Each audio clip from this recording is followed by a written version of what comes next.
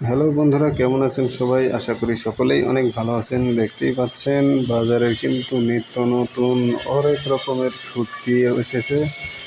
তো এনে কিন্তু এই লোকটা আসলে ভ্যান গাড়িতে করে নিয়ে শুটকি বিক্রি করে এবং তার শুটকিগুলো কিন্তু খুবই ভালো এবং তরতাজা টাটকা, খেতেও নাকি খুবই সুস্বাদু। অনেকেই কিন্তু কেনার পরে এরকম রিভিউ দিয়েছে। তো তার থেকেই আমি 1 কেজি বড় শুটকি নিচ্ছিলাম এবং ছোট শুটকি নিচ্ছিলাম। দেখলাম যে মানুষে যেহেতু এত বলতেছে, সেক্ষেত্রে আমিও একটু আসলে ট্রাই করে দেখি। তো আমিও ট্রাই করে দেখেছি যে আসলেও তার শুটকিগুলো খুবই ভালো। সে কিন্তু ঢাকা শহরে এভাবে ঘুরে ঘুরে এই শুটকি মাছগুলো বিক্রি করে থাকে। আর শুটকি মাছে কিন্তু প্রচুর পরিমাণে ভিটামিন থাকে, আমরা কম বেশি সকলেই জানি।